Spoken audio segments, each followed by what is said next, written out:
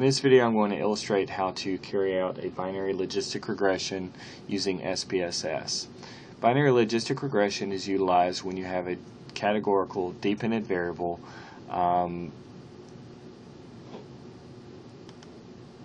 has only two levels. Those levels are often coded 0 and 1. 0 referring to a baseline category or a baseline group, and the 1 referring to a target group. So essentially there are other types of logistic regression as well. There's ordinal and multinomial logistic regression. Ordinal logistic regression is utilized when you have three or more categories on the dependent variable, and those categories are ordered. And multinomial logistic regression is utilized when you have more than three categories and those categories are not ordered. So for this particular example, like I said, we're going to run a binary logistic regression. And so let's consider this scenario. We're studying predictors of the likelihood that individuals seeking services at an on-campus counseling clinic will terminate treatment within 2 months after beginning services. So terminate is our dependent variable. We've coded it 0, meaning no termination, and 1, meaning that the person does terminate within the 2 months. Our predictors for the model include sex, which is coded 0 for male and 1 for female. Year in school, coded 1 for freshman, 2 for sophomore, 3 for junior, and 4 for senior. And then symptom severity and avoidance of disclosure. So these are going to be continuous measures with higher scores on them reflecting greater symptom severity and avoidance of personal disclosure, respectively. So here's our data in SPSS, and we have data on 45 hypothetical individuals. So we have our variables. Each column is representing a different variable. You can see for case 7 or person 7, that person was someone who did not terminate within 2 months. This is that person's scores on the two continuous measures. That person was a male, and also that person was a freshman. Person 28 did terminate within the 2 months. This is that person's scores on the two measures. That person was also a male, and that person was a junior. So let's run our logistic regression. And for this example, for the first example, we're going to use avoidance of disclosure, symptom severity, and sex as predictors of the likelihood of terminating within the first 2 months. So let's go to Analyze, Regression, and Binary Logistic. And we'll move Terminate, which is our dependent variable, to the dependent box. Avoidance of disclosure and symptom severity, which are both scale variables, as predictors. Sex is a nominal variable, but because sex only has 2 levels, we can go ahead and enter that because it's by default it's a dummy variable, so there's no need to specify sex using the categorical function that is used with categorical data with more than 2 levels. If we included year, which we're not going to do in this particular illustration, then we would be utilizing the categorical function in order to have SPSS generate dummy variables to capture the information contained in the year variable. So in terms of various options, we will click on Save. We can ask for predicted probabilities and predicted group membership. The predicted probabilities that would be saved to our data set is the probability that a given case falls into the target group, or basically the group that is coded 1. So for our data, it would be the probability or likelihood that a case falls into the group coded 1, which is the group who terminated within the first 2 months. Based on those predicted probabilities, the program will generate predicted group membership. And so predicted probabilities that are equal to or greater than 0.5 are those cases are assigned to the group that's coded 1. So they were predicted to be in group 1. If a case has a predicted probability that is less than 0.5, then that case is predicted to fall into group 0, or the non-termination group. So when we click under options, we can ask for various things. We're going to ask for the Hosmer-Lima-Show goodness of fit test and the confidence interval for the odds ratio. You'll also notice down here you have a classification cutoff, and the default is 0.5. This classification cutoff is what is actually utilized in order to take the information from the predicted probabilities to generate predicted group membership. So essentially, it's a threshold for deciding whether a case is predicted to fall into group 1 or group 0. So you can change this if you like. Like I said, the default in SPSS is 0.5. So when we click on OK, we get our output. And in fact, before we do that, let me just kind of show you what I was talking about with the predicted probabilities and group membership. So we have a variable now for predicted probabilities. So all these predicted probabilities right here are less than 0.5. And so because of that, the program, using that threshold of 0.5 to assign probability values, these individuals were all predicted to fall into group 0, which is the non-termination group. This person right here and this person right here, the probability values for the likelihood of falling into group 1 is greater than 0.5, and so these individuals were predicted to fall into group 1. So these are predicted group memberships based on the model, and over here on the terminate variable, these are the actual group memberships. So you can just kind of see right here that you have a person who was predicted to fall into group 1, and actually they fell into group 0, and so that's actually a miss in terms of the model, in terms of accuracy. And same goes for this case right here. But you also see that we have a number of individuals who were correctly classified. They were correctly predicted based on the model to fall into the group 0. By the same token, if you look at the group coded 1, you can see that this person, all three of these individuals were correctly classified.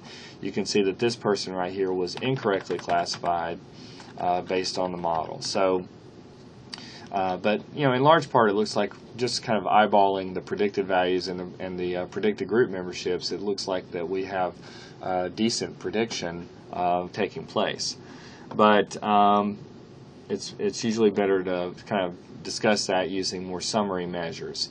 So looking at our output, you can see that you have what are beginning block and block 1, and essentially the beginning block is an intercept only model. Essentially what happens in this case is the only predictor, if you will, is the intercept, which is actually a constant. So really this is a null model, and it doesn't really tell you a whole lot except what the predicted accuracy and classification would be in a no predictor model, and that happens to be about 55.6%. You'll notice that for our terminate variable, we had 25 individuals who were observed to be in the terminate group, and based on the intercept only model, all 25 were predicted not to all 25 were actually predicted to terminate. So we had an accuracy rate of 100%. We had 20 individuals who were observed to terminate within the first 2 months, and you can see that all 20 of those were predicted based on the intercept only model not to terminate. So in other words, these were all misses right here. So in terms of classification accuracy, it was 0%. So the overall accuracy rate is 55.6%, and you can see that just pretty much mirrors what we would have if we asked for like a bar chart. And you can see right here that we had 55%, 0.6% that fell into the group coded 0, 44.4% that actually fell into the group coded 1. So you can see that the overall classification accuracy mirrors those percentages that we saw just a second ago. So what's most important, or what's really important, is looking at the predictor model in terms of goodness of fit, and we can look at it in an omnibus sense, so overall model fit, and then we can also go back and look at the individual predictors to see which ones are contributing to the global fit. So there are various ways in which we can assess the overall fit of the model. We can compare the fit of our model, the predictor model, against the fit of a null model or intercept-only model, and that's what this chi-square model test is right here.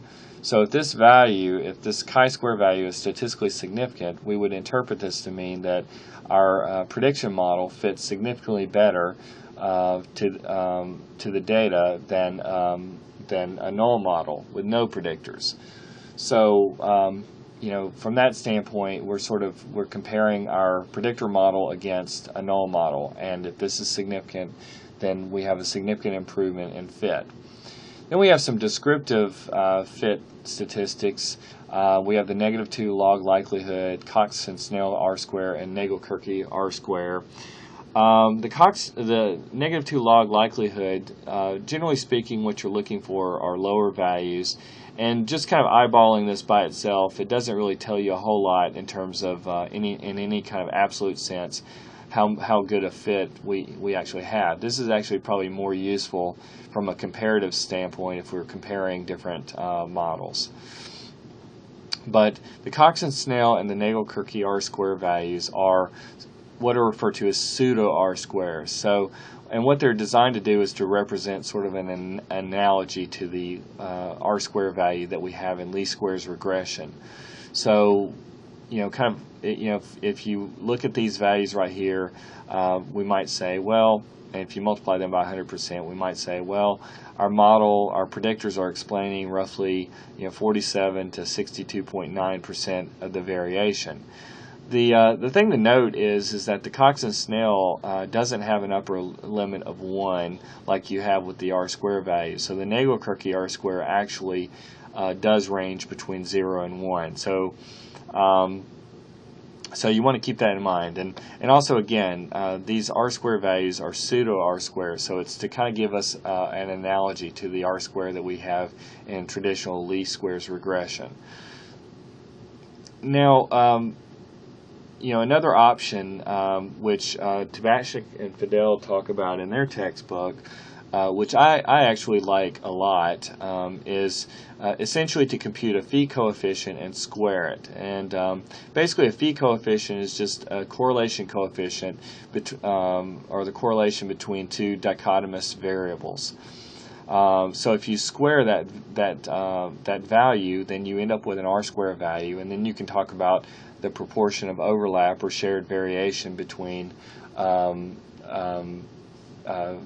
variables. So the two dichotomous variables that I'm referring to are, if we go back, are the predicted group membership and the actual group memberships. So both of these variables are dichotomous, so we can actually compute the phi coefficient just by going to correlate, bivariate, and the phi coefficient is we can compute it using the Pearson option in SPSS. So essentially the phi coefficient would be the Pearsons are between two dichotomous variables. So we click on the terminate variable that we have right here, and move our predicted group membership over as well, and we click on OK. And you see that the correlation between predicted and actual group membership was 0.687. So essentially, we can just really quickly calculate R-square if we just take 0.687, square it, which gets us 0.472 or thereabouts. So multiplying that by 100%, we would say that that our predicted group membership explained about 47.2% of the variation in actual group membership. So that's a pretty good proportion of variance accounted for. So like I said, this is a really handy way that we could compute R-square that's probably more akin to what we would think about when we're running least squares regression. Nevertheless, you have to kind of go through that extra step of generating the predicted group membership and then correlating predicted and actual group memberships. So moving on, we also have the Hosmer-Levasheau test, and this goodness of fit test, this is still using a chi-squared test, but in this case, the chi-squared, what we are looking for is a non-significant value. In this case, we find that our p-value is equal to 0.614. It's non-significant, which is actually a good thing. It's consistent with our data, our model fitting the data. Just kind of keep in mind that the Hosmer-Levasheau test is not a highly recommended test of model fit. There are various problems with the test. Nevertheless, it can still be useful as a screener for looking at overall fit. Scrolling down, we see that we have the classification table, and this is yet another way in which we can look at overall fit in terms of classification accuracy. Earlier, I was discussing how we, just kind of looking at or eyeballing the predicted group memberships and the actual group memberships, we saw, that these individuals were all correctly classified based on the model. This individual was not correctly classified. This one was not correctly classified. This one would not be correctly classified as well. But the classification table summarizes the hits and misses in terms of classification accuracy. So for starters, if we go to the look at under observed right here, this is our variable, and we have those individuals who did not terminate within 2 months and those individuals who did. So altogether, we had 25 cases. If we just take this value and add it together, that's 25 cases that were that actually were observed not to terminate within the first 2 months. And we had, if we add these two values, we have 20 cases that did. So kind of, going back to that null model that I was showing you, we had 25 and 20 respectively for those two categories. Now, the cells are capturing the number of cases that were predicted to fall into a category in relation to the number that were actually in that category. So we had 23 individuals who were both predicted to not terminate and who actually did not terminate. So that actually represents an accuracy in classification of 92%. In other words, if we take 23 of those individuals who were predicted and divide by the 25 that were actually did not terminate, that gives us a classification accuracy of 92%. So that's really quite nice. Obviously, the 2 right here is representing misses in terms of classification accuracy. So essentially that last 2 right here, we have essentially 8% that were incorrectly classified based on the model. At least incorrectly classified because these individuals were predicted by the model to terminate, and yet those individuals were actually were folks who did not terminate. So these are misses, and actually these, another way of referring to this, are false positives. So now we have, in terms of those individuals who were classified, who actually were who did terminate within 2 months, we had 15 individuals who were correctly classified by the model. So we had individuals who were predicted to be in group 1 that actually were in group 1 is 15. So if we take the 15 and divide by all the individuals that were that did terminate early, we have a classification accuracy rate of 75%. So that's still pretty good in terms of correct classification. So The remaining 5 are misses, and these would be basically false negatives. So individuals who were predicted not to terminate, but who actually did terminate. So we had an accuracy rate of 75%. So this last 5 individuals right here represented the remaining 25% of the cases. So if we take our 23 and 15 and essentially add those together, which would get us 38, and we have an overall size. So we had 38 that were correctly classified. Divide by, remember we had 25 in group 1 and 20 in group 2, so essentially that would be 45. Then that gets us an overall classification accuracy rate of 84.4%. So really the remaining 15.6% are these guys right here that were misclassified. So what does this really tell us? I mean, when we're looking at just the global fit of the model, it appears that our model represents a significant improvement in fit over a null model. When we look at the R-square values, the pseudo R-squares and our actual R-squares, which was, I think, actual R-square was 0.471. We're doing pretty good in terms of explaining variation in the dependent variable. The Hosmer-Loomis show test was non-significant, which is also an indicator of good fit. And then we see, based on our classification table, we have an overall accuracy rate of 84.4% in terms of predicting who was going to fall into the group that terminated within 2 months, which is the group coded 1, and those who didn't. Just kind of keep in mind, too, that it appears that the model actually does a better job of predicting who will not terminate as opposed to those who will terminate. So, because the accuracy rate is actually higher in terms of predicting who won't terminate as opposed to those who do. But again, the overall classification rate is 84%, and we still have a pretty decent classification rate when it comes to predicting who will terminate.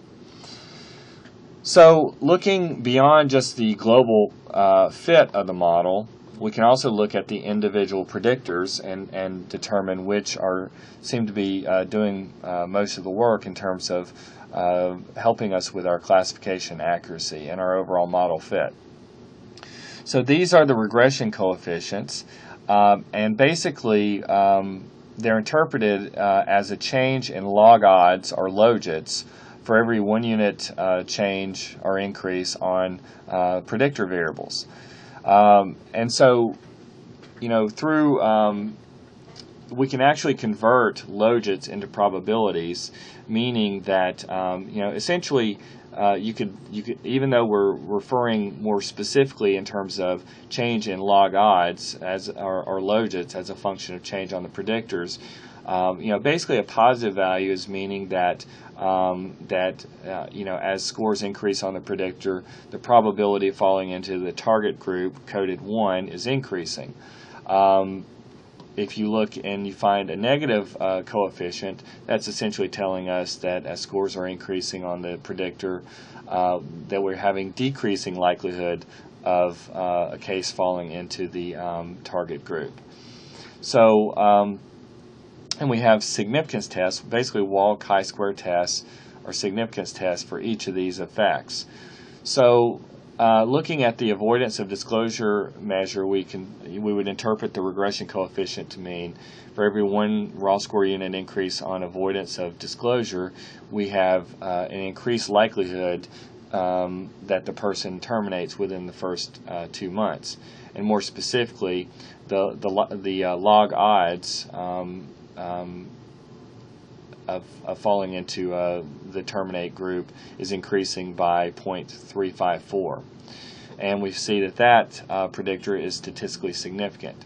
For the second predictor, symptom severity, we can interpret this to mean that for every 1 unit increase on symptom severity, there's a decrease of 0.34 in the log odds or logits regarding falling into the target group. More generally speaking, it just basically means that for every, as scores are increasing on symptom severity, the likelihood or the probability of falling into the target group is actually decreasing. And we actually find that that predictor is statistically significant. When we look at sex, remember that males were coded 0, females were coded 1. So a negative value right here means that essentially, if you are male, then the likelihood of which, again, they were coded 0, the likelihood of falling into group 1, which is the terminate group, is actually increasing. If you're female, which again, females were coded 1, the likelihood of falling into the terminate group is actually decreasing. But we see that effect was not statistically significant. So really the global fit seems largely to be a reflection of the avoidance of disclosure and the symptom severity predictors. Now in this column right here, the EXPB column, these are basically referred to as odds ratios. And it reflects the amount of change in odds as a function of change on the predictor variables. And odds basically are calculated as a ratio of probabilities. So we can say that the odds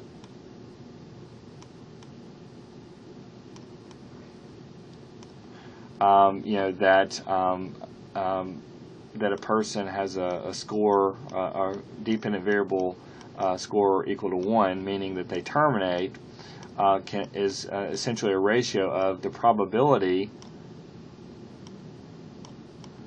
that y is equal to 1 divided by the probability, or excuse me, 1 minus the probability that y is equal to 1. So this is an odds, and essentially, so each case will have an odd, just like they will have a logit score, they will also have an odds value, and then they will also have the predicted likelihood of actually falling into group 1. So the odds ratio that you have right here, this is, like I said, this is called an odds ratio, and basically this refers to the amount of change in the odds for every 1 unit change in the on the predictor variables. But keep in mind the odds, the change is multiplicative as opposed to additive. So it's not like it's not interpreted in exactly the same way as a least squares regression. So we would say, for instance, that for every 1 unit increase on avoidance of disclosure, the odds increase by a factor of 1.42. So in other words, the odds are changing by a multiplicative factor.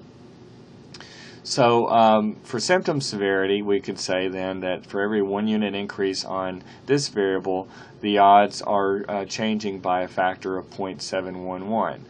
So what this basically means is that when you have an odds ratio value of that's greater than 1, what that means is that the odds are actually increasing.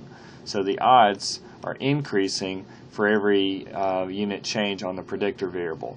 If the odds value is less than 1, that means that the odds are actually decreasing for every 1 unit increase on the predictor variable.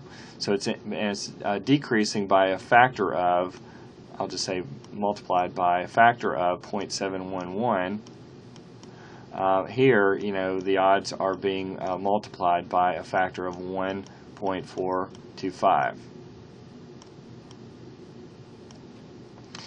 You can see, so basically if this value right here, if the odds ratio is equal to 1, that means that there is no change in the odds as scores increase on the predictor variable. So in other words, and basically if the odds ratio is 1, what you'll have is a regression coefficient that would actually be equal to 0. So just kind of keep in mind that an odds ratio that is greater than 1 means that the odds are actually increasing by a factor of that number right here. And that also means that the regression coefficient is actually going to be positive.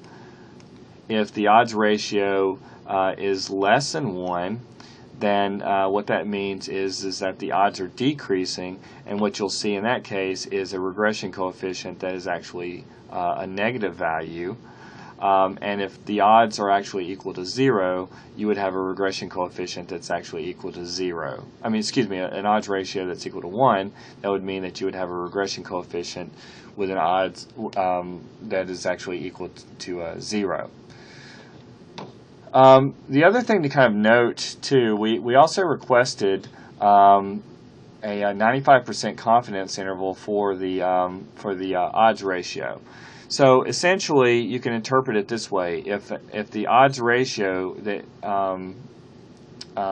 essentially it's like this: if you find that a value of 1, which is actually just the null, so an odds ratio equal to 1, which is the null, if the null falls between the upper and lower limits of the confidence interval, then you cannot reject the null, and basically you would be saying essentially that the predictor is not having a significant impact on the odds of target group membership.